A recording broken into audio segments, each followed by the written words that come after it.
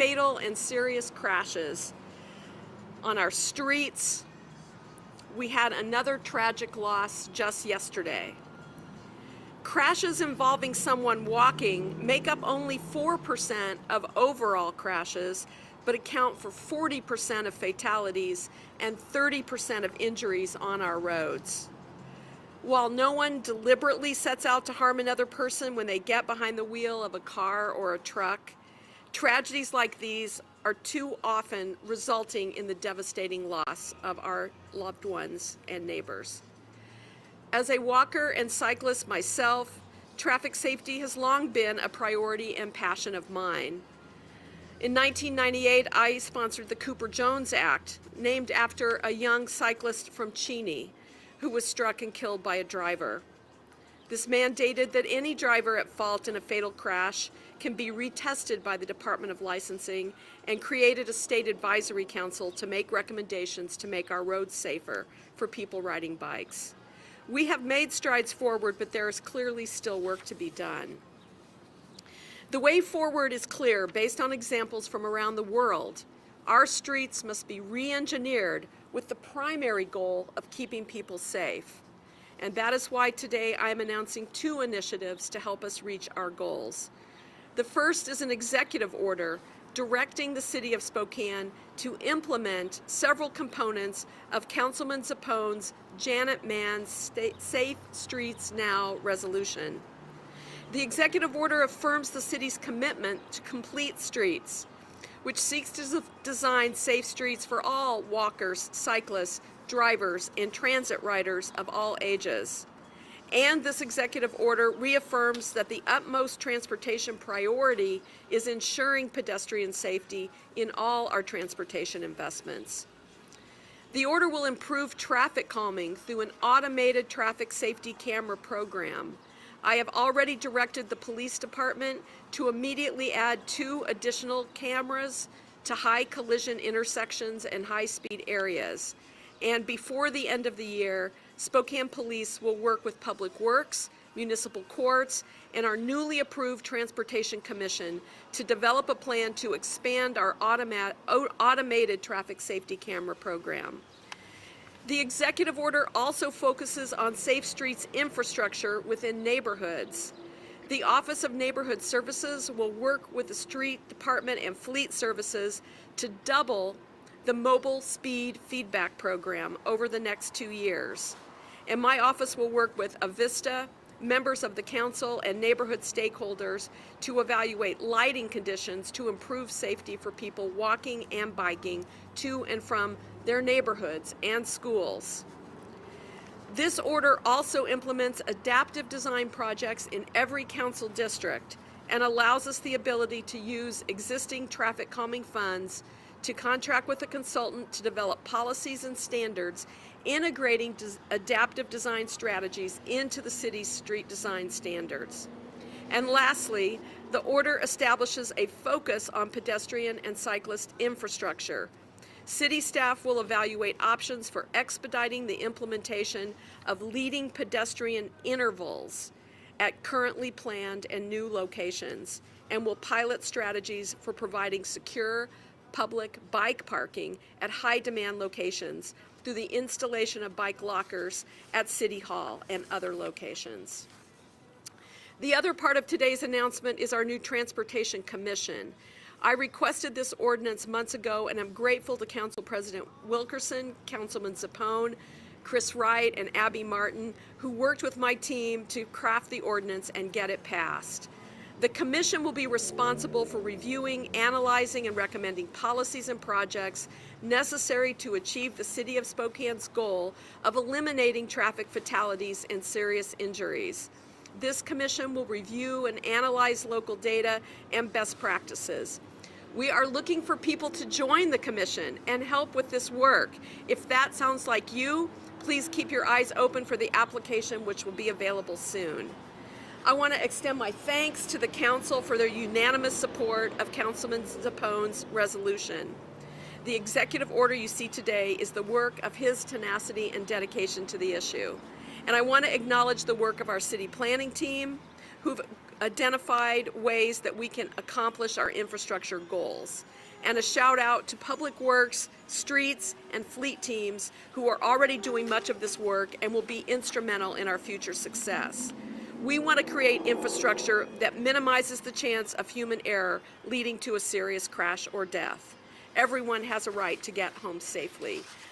Now I'd like to ask Councilmember Zappone to make a few remarks before I sign the order and the ordinance. You're on this side. Well, thank you, Mayor Brown, sorry, training.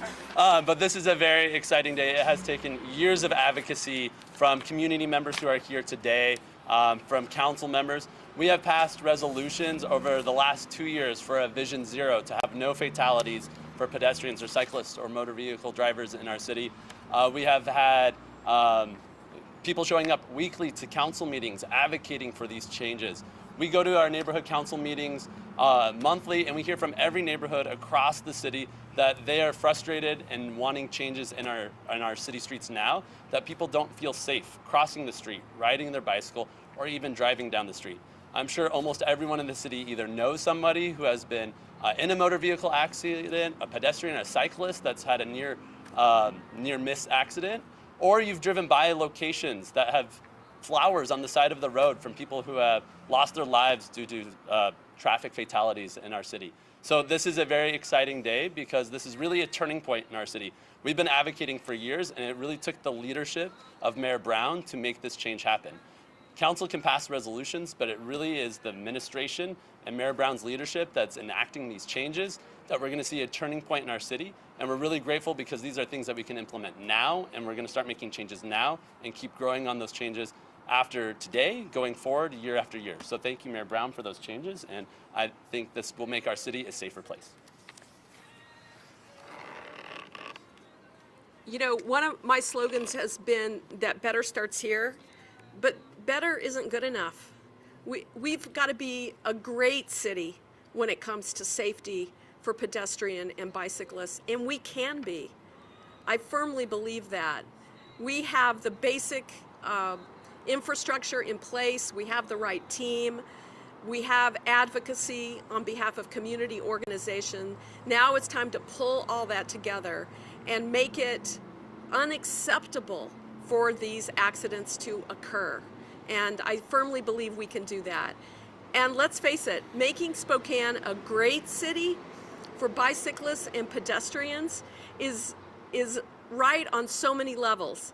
It makes us safer, it makes us healthier, it's more inexpensive, it's better for the environment, it's better for building communities, it's better for all of us. So thank you all for being part of that. And now I will sign the ordinance passed 5-2 for the Transportation Commission.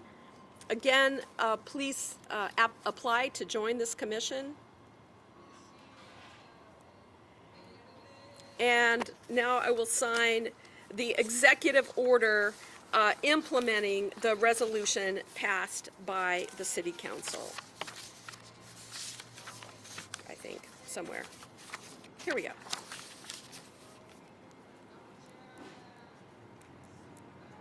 Thank you so much.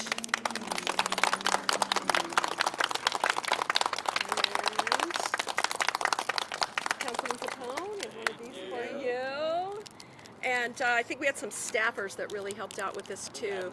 Abby and Chris. So you want to pass those on to them? Pass them on. Thank you, Mary. Thank you so much, everyone. I can take a few questions if they're. Amanda Rowley with KREM 2. What is the first tangible and visible change that the community can expect to see after today? The infrastructure projects are already planned for all council districts, so those will start to occur. I think the other key thing that's happening is the installation, the purchase and installation of the new mobile feedback that tells you when you're going too fast in certain locations, and neighborhoods have the ability to request locations that they would like those placed. And then ultimately you will see the new bike infrastructure start to emerge that will create more protected bike lanes for people. All of that should be happening very quickly.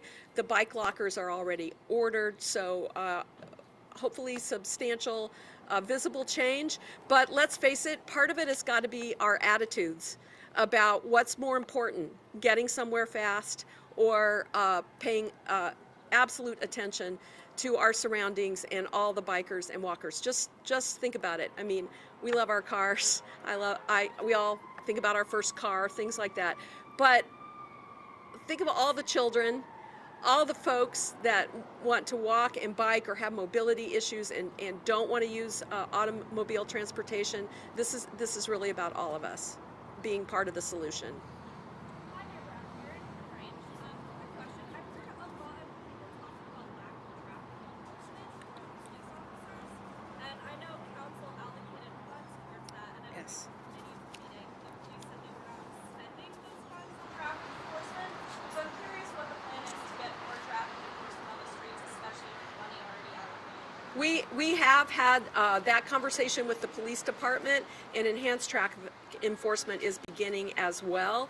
And you will see more about that in the coming weeks as we talk about the need to bring back both neighborhood resource officers and traffic officers as part of our budget proposal for next year. Mayor Brown, on the campaign trail, you mentioned that you'd be willing to consider converting one-way roads to two roads. Is that something that you think needs to be done? I still think that is an important design feature that could benefit many of our streets. And our planning department is already engaged in looking at that and making recommendations. So stay tuned for that as well.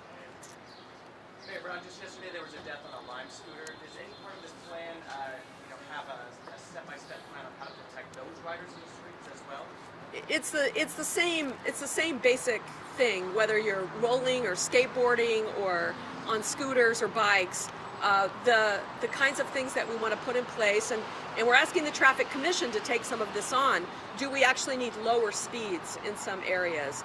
And leading pedestrian interval creates more safety for bikers or pedestrians as they're crossing at traffic lights, keeping the automobile traffic held at a red light longer. Mayor, you said the bike lanes, where are we going to see that implemented? What's the process? Is it going to be, downtown first and then spreading to the arterials, or what's the process for that? I'll have to defer to the planning team for where that's at, but I'm hopeful that some of it shows up on Main, because that's the route I used to get here today. Thank you everybody for being here.